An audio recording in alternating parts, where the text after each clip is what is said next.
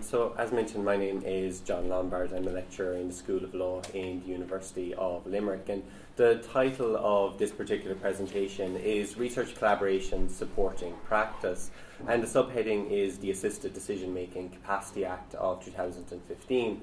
And what we're going to be talking about today is a research collaboration, a joint research project, which involved Milford Care Centre, and it involved final year law students from the University of Limerick. So there was a total of 8 law students working on this particular project. With the main title here, Research Collaboration Supporting Practice, I think for those of you who are perhaps from a healthcare background, from a palliative care background, when you look at that, first of all, I think it's kind of the way in which you'd interpret it is research collaboration supporting medical practice. When I look at it, I think there's another way in which it can be interpreted, and I think this comes out over the course of our presentation, that it's not just supporting medical practice, but from my perspective, it's supporting future legal practice. So it's really the benefits that can emerge from this type of collaboration. On the current slides, an outline of the presentation. So we'll be discussing making connections, developing the research project, looking at case studies, and case studies will be a big part of this. We'll also discuss the student experience, broad applicability, and concluding comments. So these are kind of the broad headings, but there's more to that, and you'll see it over the course of the presentation. With making connections, what we want to set out there is really where exactly the space was within the programme for a project like this to occur. After that, then we'll look at developing the research project. Martina will speak to that. And she will also set out the case studies. So she'll set out the case studies which our students responded to. The report itself is available online. It's available through the UL Engage website, and there's a link to it on the slides here. And in response to the case studies, I'm just going to highlight one particular point in relation to each of them. So rather than being a full run through of what exactly the law is or what the students set out in relation to it, what I'll instead highlight is one particular issue that really emerged as part of the students' response, which I think can be underlined. We'll discuss the experience from Milford, student experience, broader applicability. So while this is obviously a final year project I'm discussing, I think there's many of the elements are applicable to broader research that's conducted on the Assisted Decision Making Capacity Act, and finally some concluding comments.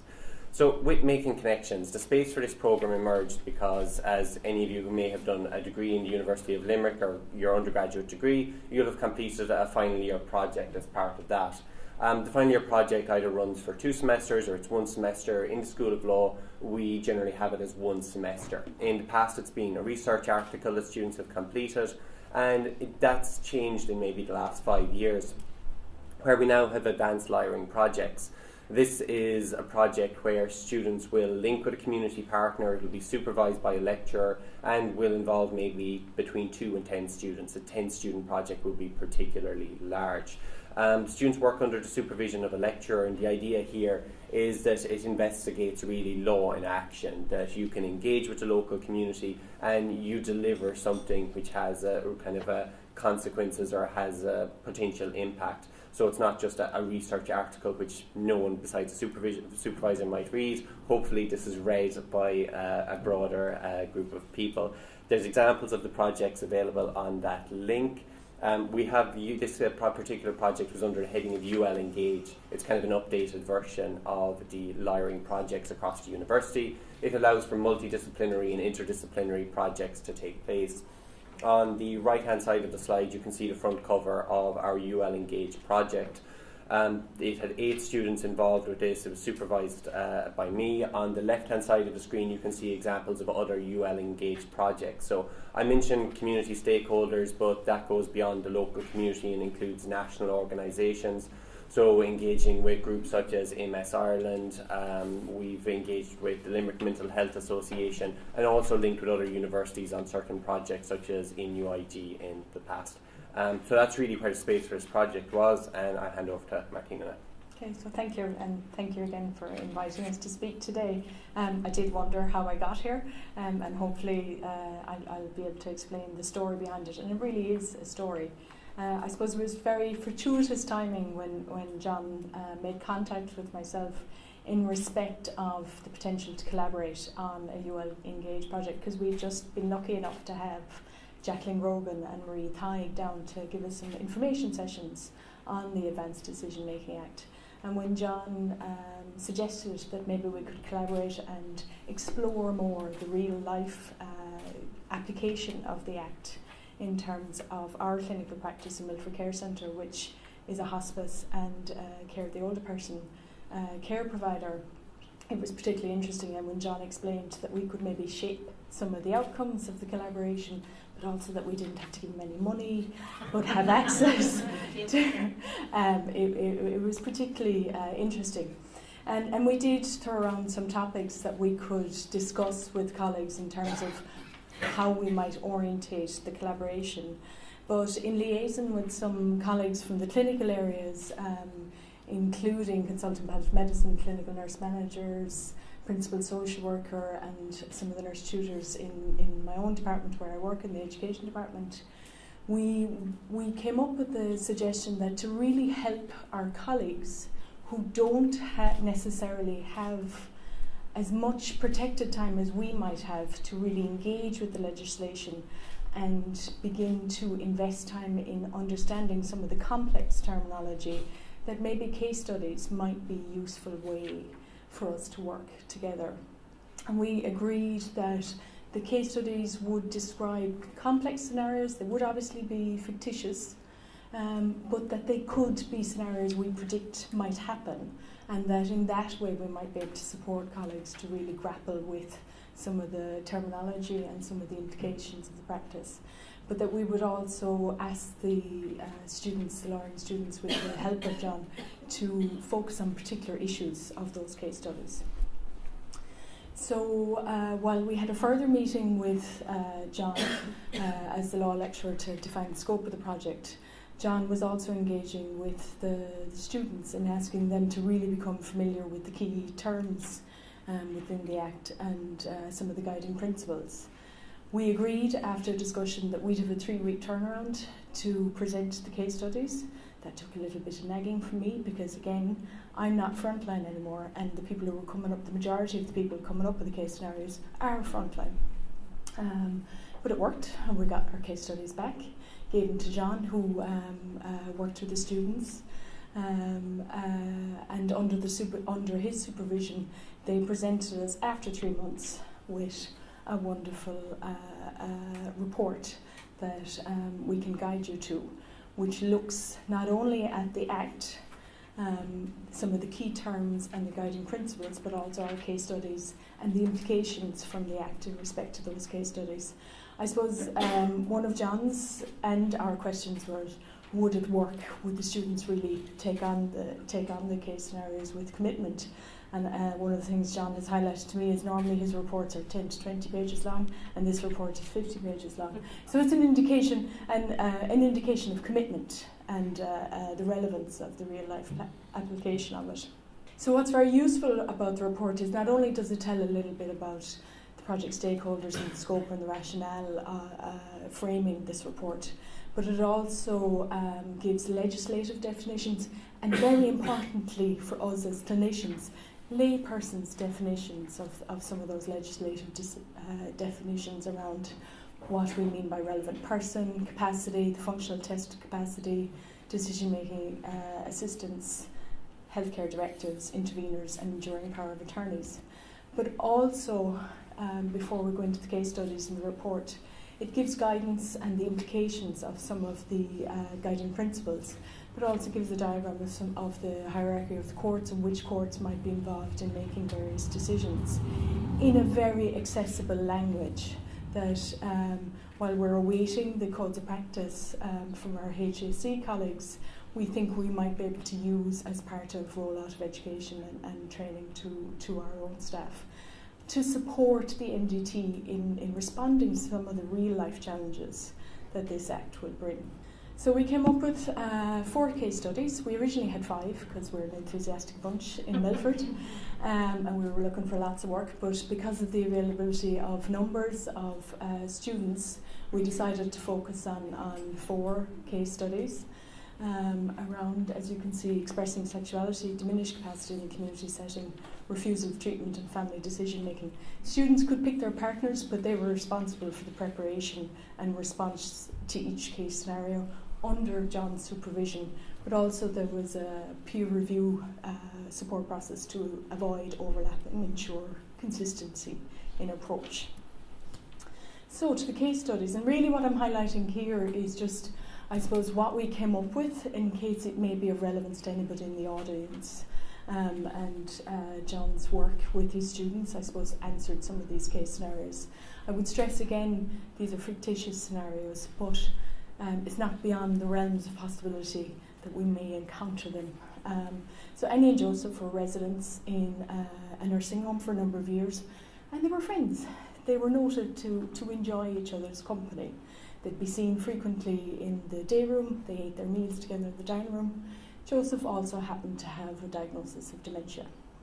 And after knocking one day, a staff member entered Annie's room, and Annie and Joseph were lying on the bed together. And the staff member asked Joseph to leave and reported the occurrence to the nursing care manager. In subsequent days, Annie and Joseph were noted to continue to spend time together, to hold hands and to regularly embrace.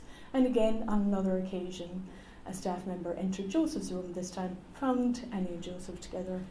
And on that occasion, Annie asked the staff member to leave, to close the door and to afford them some privacy. Again, it was reported. Both occurrences were recorded in the residents' notes. And although there was a prompt section in the notes asking staff members to explore sexuality of each resident, all that was noted was what kind of clothes each resident might like to wear. So we asked the students to look at capacity, next steps, and issues around safeguarding the vulnerable adult. Okay, so with the students' response to this, I think we see kind of a link to what the title of the presentation is, where we've researched collaboration supporting practice. And very much here, I think it's from the student's perspective, it's future legal practice, where that for anyone who's studied law in the past, that if you have a tutorial, for instance, and you're studying something like capacity, or if it's assault or any topic like that, the way in which we approach them is often a siloed approach, where students are given a problem question and the facts of that problem question are such that it doesn't really move outside of that particular scenario. Whereas when students were presented with this particular case study, the way in which they approached it, they realised that while there was some reference to the Assisted Decision Making Capacity Act here, they had to look beyond that in terms of giving advice. So they set out the presumption of capacity, the functional test for capacity under the Assisted Decision Making Capacity Act, but they also began to draw out issues in relation to the nature of the relationship. And this is where I think the collaboration can have certain unexpected benefits. So students set out Criminal Law Sexual Offences Act 93, but it also coincided with the Criminal Law Sexual Offences Act of 2017. So students were able to set out the various definitions that were set out in the 2017 Act, the significance for an act like that, and really its relevance for this particular case study. So it might not have been something that Milford was looking for feedback originally on, but yet it was an example of kind of an unintended benefit.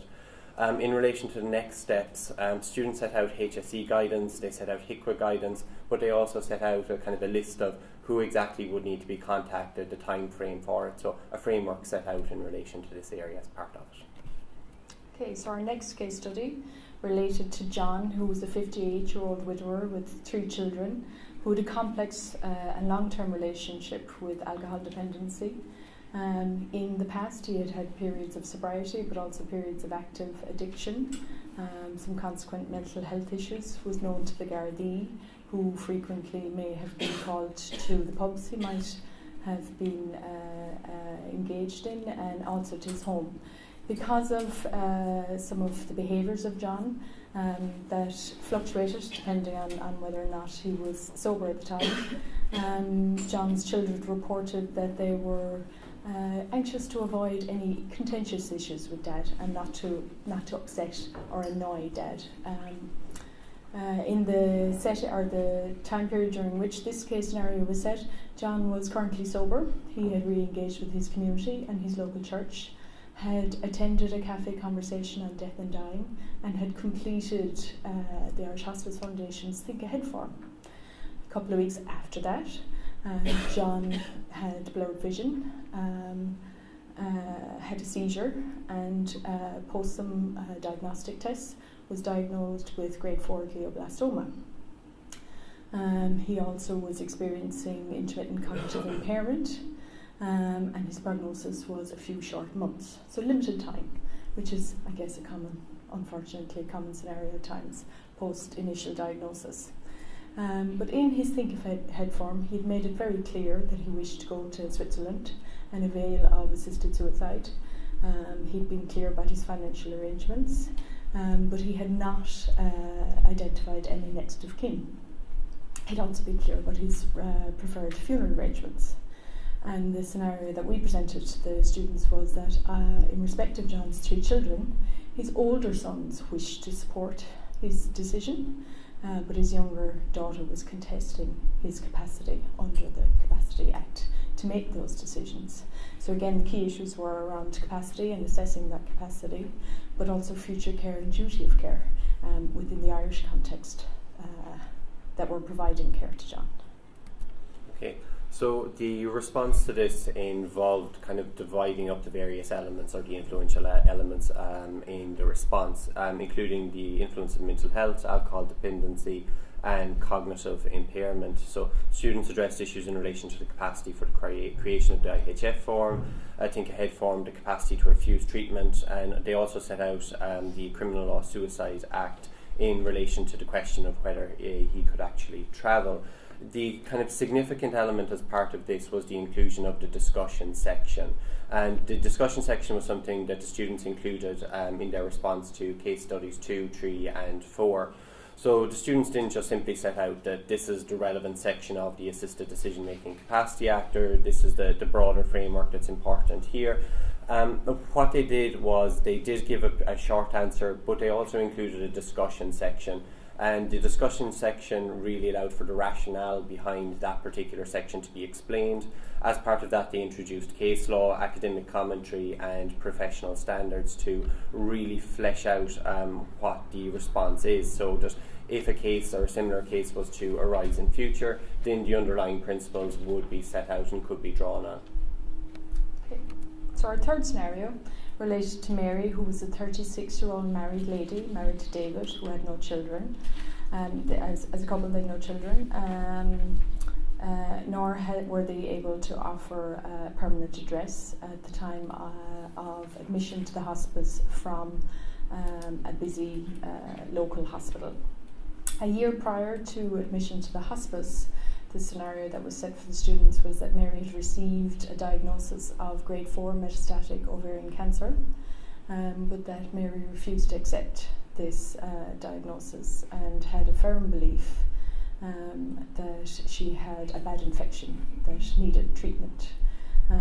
Also that she had a history of changing GPs and taking her own discharge from hospital facilities. Symptoms described to the students were that Mary had pain, abdominal ascites, nausea and vomiting, was unable to adjust her own position in bed, was doubly incontinent. We weren't making it easy here for students. Was confused and forgetful at times, and as her condition progressed, had fluctuating periods of consciousness. We also described that although Mary and David were very committed to each other, David was at times volatile and erratic, quite authoritarian in his approach, often answered for Mary when a healthcare professional would directly pose a question to Mary, and that because of Mary's very strongly held belief that she was experiencing a bad infection that needed treatment, she was refusing all options in respect of pain medication, antiemetic medication, was refusing to facilitate investigations to see if there was reversible cause to some of her confusion or forgetfulness, wasn't allowing examination of pressure care areas, wasn't accepting any kind of catheterization or response to her double incontinence, and was limiting any conversation. regarding future care options. As the scenario progressed, we suggested that David provided the team with a letter which was dated and signed by Mary, which said that she wasn't to have any future treatment in respect of end-of-life care. She was to have active treatment for an infection. She was, if her condition deteriorated, to be transferred to the ICU department of the local acute hospital, and she was to receive cardiopulmonary resuscitation irrespective of her condition or the circumstances. So again, as I stressed, we weren't making life easy for the students. But we were asking them, I suppose, in terms of to look at capacity, but also in the absence of capacity, who should be consulted? What was the status of the letter that David was offering? And were there any provisions in the Act for a conflict or disagreement in terms of Mary's wishes and the healthcare team's views of what might be appropriate, the healthcare team's views of what might be appropriate and David's wishes, but also conflict between team members of what might be the next most appropriate steps? And that what were the views of the students if the team were to facilitate Mary's request to go to ICU for CPR, irrespective of circumstance. Okay, so the students' response to this for the very first few questions, they were firmly rooted within the legislation. So you had your Section 3 of the Assisted Decision Making Capacity Act around whether Mary has capacity. The students also drew on the HSE National Consent Policy and in relation to the Advanced Healthcare Directive, drew on sections such as Section 84, 85 of the Assisted Decision Making Capacity Act. So they focused on issues of validity and applicability around it, suggesting ultimately that the letter which had been written wasn't, or it lacked validity, wasn't going to be applied, but then also considered, well, what was the relevance of that letter? Could it be used to inform broader decisions made in relation to the individual? The key issue that really arose here was the final point there, the limits of the legal response, and that occurred in relation to the very last question that was posed by Milford, and it was really asking students to comment on the response or the possible response of Milford. And this was an area where it kind of encouraged quite a lot of reflection and quite a lot of debate amongst the students as to what exactly they could say and what exactly they could advise on. And again, it goes back to the idea of, I think, supporting practice, and certainly from my perspective, supporting future practice. The students had to consider that they could advise in relation to certain aspects of the legislation, but that real broader assessment was something that they didn't have the expertise, they didn't have the competency on to advise on. And it was an important, I think, learning exercise for them to recognise that you don't necessarily need to respond to every question which is posed to you, and you can recognise that there are limits to your knowledge in certain respects. And I think that goes back to the idea of research collaboration. It's through this recognising that perhaps there are questions which Milford are in a better position to answer, and there's perhaps questions which we're in law school is in perhaps a slightly stronger position to answer. So our last case scenario was Mrs. X. She was an 8-year-old, presented as an 8-year-old living in a nursing home for the previous year with some cognitive impairment but no firm diagnosis of dementia. Again, the scenario we described was that in the previous month she had a series of chest infections requiring admission to hospital, but that a situation occurred whereby family communicated to the staff member that they had made a decision that any future treatment was futile and troublesome and unnecessary and disruptive, and that Mrs. X was not for admission to hospital again for future care. And they were very clear to the staff member that they understood that meant that Mrs. X would receive comfort measures in the future and would not receive cardiopulmonary resuscitation in the future. And the case scenario we described was then that the staff member carefully documented in Mrs. X's patient chart under the end-of-life care section the wishes of her family. And we asked the students to look at issues around capacity and assessing capacity, but also third-party consent and decision-making supports, and do not resuscitate orders. Okay, so in relation to this, there was kind of the focus was largely placed on the decision-making supports that are available. So these are elements that have already been set out, I think, in several presentations today. So the students set out kind of a plain English explanation of those various supports that are available. In relation to the DNARs, that again provided an opportunity to go beyond a particular piece of legislation and to set out what the broader legal framework is. In this regard, students drew on examples of professional guidance, but they were also able to draw on case law as part of this. In particular, and at the time that they were doing this, the case law largely came from England and Wales, and they were able to set out what the key principles were in those particular cases. Again, emphasising the fact it's from another jurisdiction, what the relevance is, but demonstrating what those potential principles are, or what the principles are, and really kind of setting out there's a potential relevance for here, what points need to be, what people need to be aware of as a result.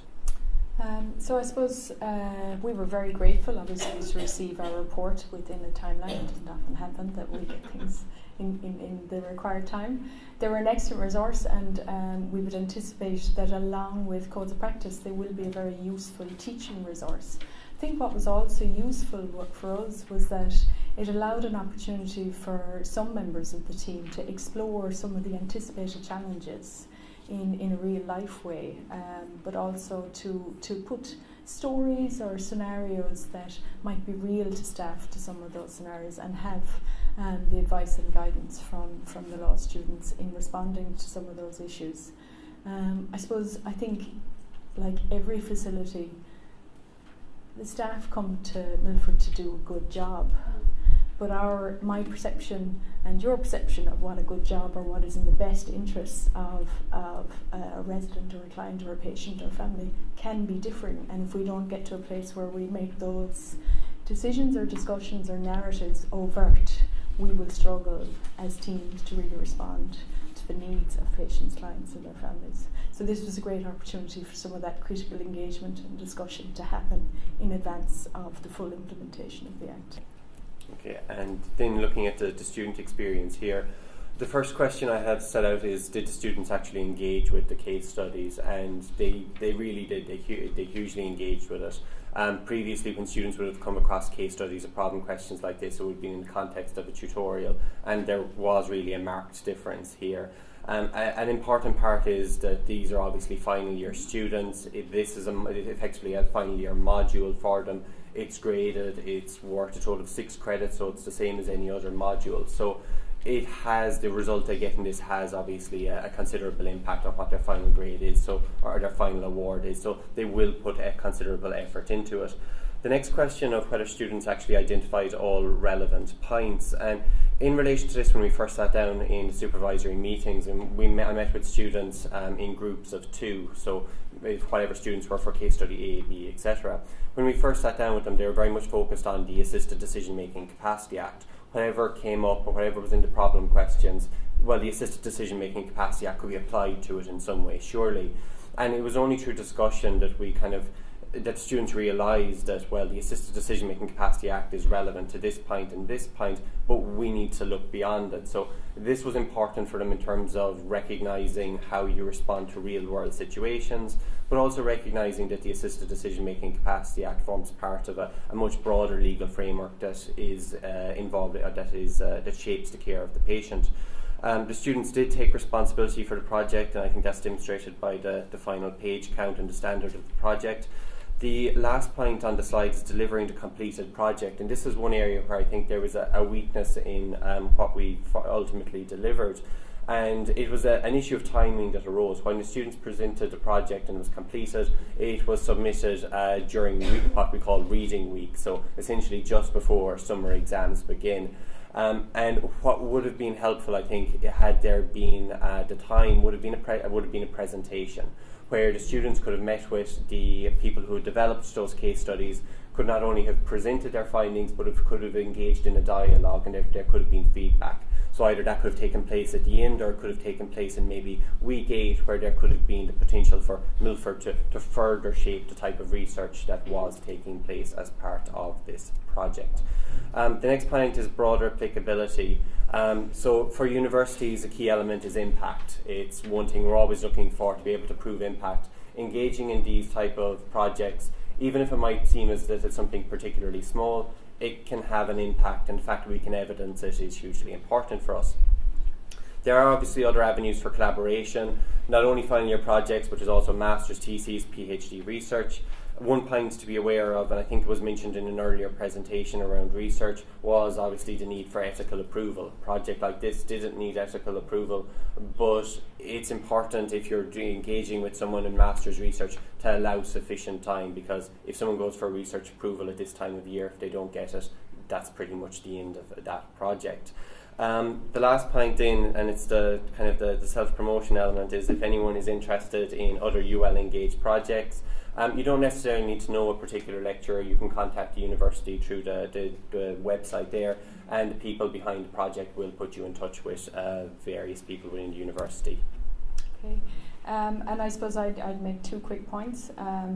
One was, I suppose, John, before this, the initial approach around the Assisted Decision Making Act had made it his business, because of his background, PhD in palliative care, to kind of come and say hello. So when he made the second contact, I kind of said, okay, he seems a fairly straight kind of guy. There might be a good outcome here. So I would encourage, we're right beside the University of Limerick, so it makes sense to get to know your neighbour and maybe use some of the resources and have a mutual benefit of that kind of collaboration. And the second point is, I really hope the case studies and maybe the outcome and the response to the case studies is of use, and I would encourage people to go and read the report. They really put a lot of work into it, and thank you to John for that. Thank you.